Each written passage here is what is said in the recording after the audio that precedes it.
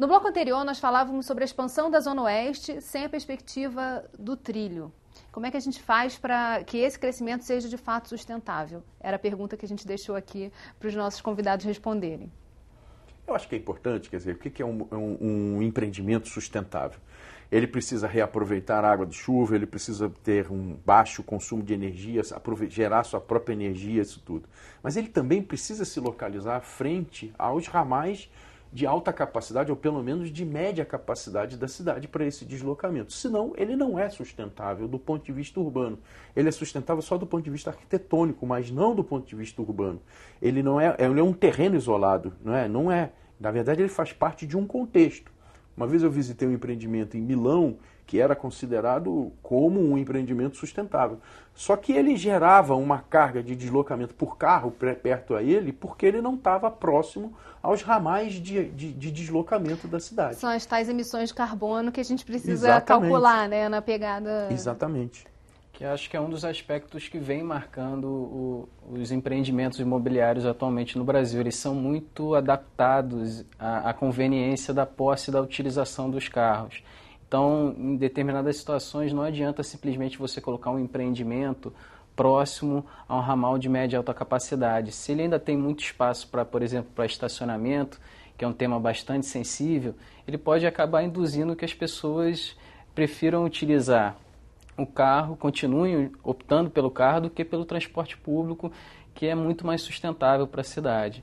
Então, esse aspecto, principalmente associado ao espaço dedicado ao carro no interior dos empreendimentos, é algo muito importante de ser adequado, de ser aprimorado, para que a gente possa, de fato, fazer com que as pessoas voltem a caminhar, voltem a utilizar a bicicleta, o transporte público, ou seja, possam novamente se apropriar do espaço público como um espaço legítimo de convivência no contexto da cidade. E aí vocês estão falando de uma coisa importante que são os papéis, né? O papel do consumidor que deve buscar uma solução, que ele possa se sentir partícipe dessa ideia de cidade, o papel do poder público, das empresas e da própria sociedade civil organizada. A gente podia falar um pouquinho mais sobre isso, quer dizer, explorar dentro dessa perspectiva do Ilha Pura, que já é um empreendimento existente, né? Não dá para tirar ele de lá e botar em outro lugar.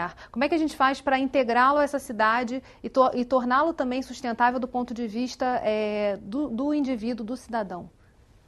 Eu acho que a gente tem que começar a olhar para antigos bairros que, por exemplo, estão perdendo população. Os ramais da central do Brasil, por exemplo, estão perdendo população em direção à Zona Oeste. Você precisa ter um poder público atuante de forma a falar assim, olha, não interessa eu expandir a mancha urbana da cidade. Interessa, sim, eu densificar onde já houve cidade. Existem partes na cidade do Rio de Janeiro que estão sendo abandonadas. Eram locais industriais, há uma desindustrialização na sociedade, mas você precisa reocupar esses locais. E você precisa dar incentivo à reocupação desses locais. Porque esses locais têm ramais de alta capacidade perto deles, entendeu? Então você começa a estruturar uma política urbana que ela diz o seguinte, olha, não quero que a mancha urbana se expande. Eu vou construir onde já há cidade. Isso é que eu acho que é muito importante hoje em dia no Brasil. Mas aí você tem um aspecto importante, assim, pelo menos para a cidade, para o estado do Rio de Janeiro, que é a questão da segurança pública, né? Sim, sem dúvida, mas a segurança ela é fruto também desse abandono dessas áreas, você está entendendo? Essas áreas se transformaram em áreas inseguras porque aconteceu um fenômeno que foi o abandono delas, a desindustrialização. Você precisa promover uma vida de bairro. Existem locais na cidade do Rio de Janeiro, como Marechal Hermes e outros bairros da central do Brasil, que têm uma qualidade de vida assim, fantástica.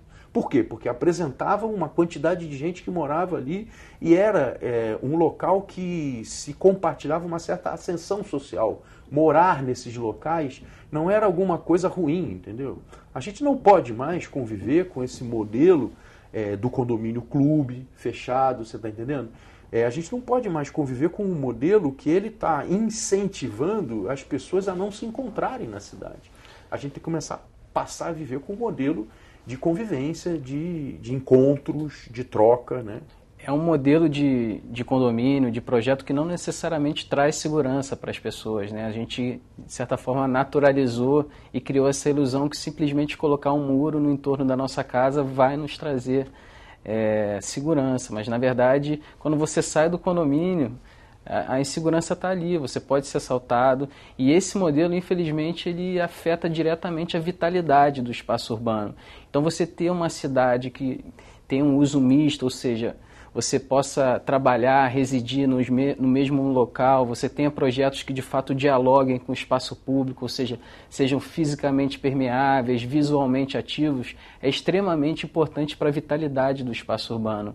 E a vitalidade do espaço urbano traz segurança, ou seja, são os olhos da rua, enfim, o convívio e você tornar o espaço mais vibrante, de fato, acho que pode contribuir para a questão da segurança. Em termos de poder público, né? A gente falou aqui de estimular e estimular, assim, dando incentivos mesmo para que áreas hoje mais vazias sejam adensadas, quer dizer, retomem a sua função dentro da cidade, mas que outros papéis, que outras ações podem ser feitas nesse momento que a gente está colocando a cidade, revitalizando parte da cidade e ampliando outras para a gente melhorar um pouco essa qualidade de vida?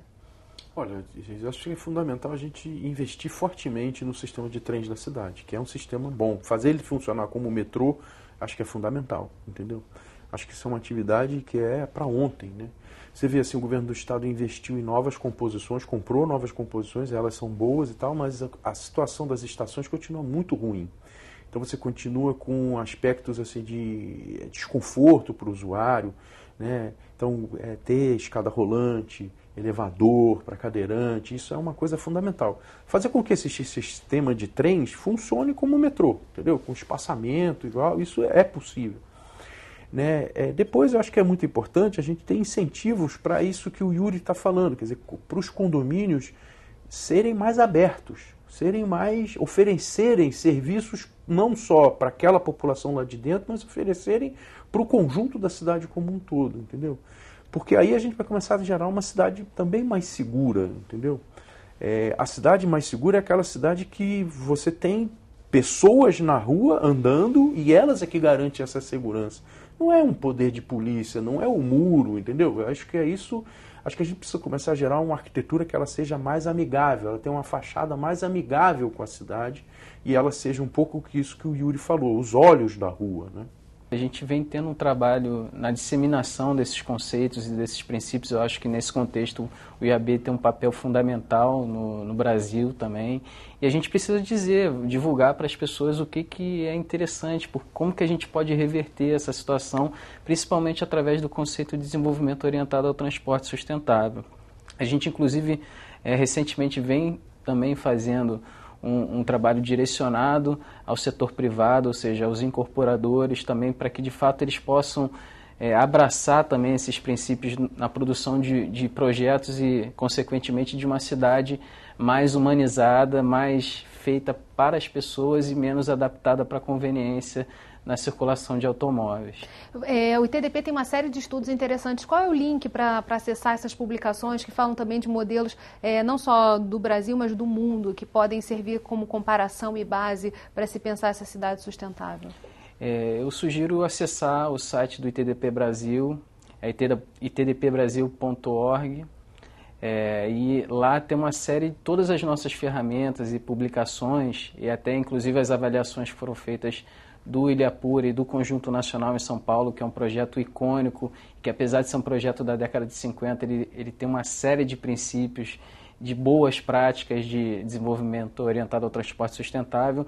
Lá vocês podem ter acesso ao material, inclusive as nossas ferramentas que são construídas para que qualquer pessoa, um especialista ou uma pessoa que não é exatamente da área de desenvolvimento urbano ou mobilidade, possa utilizar e avaliar projetos e o seu bairro também. Bem, infelizmente, nosso programa está chegando ao fim. Obrigada, Pedro. Obrigada, Yuri. E obrigada a você que ficou com a gente até agora. O Rio em Foco quer saber a sua opinião. Escreve pra gente. Tem algum assunto que você queira ver discutido aqui? Envie sua sugestão para rioinfoco@lerj.rj.gov.br ou para o nosso WhatsApp 21 98990 4709.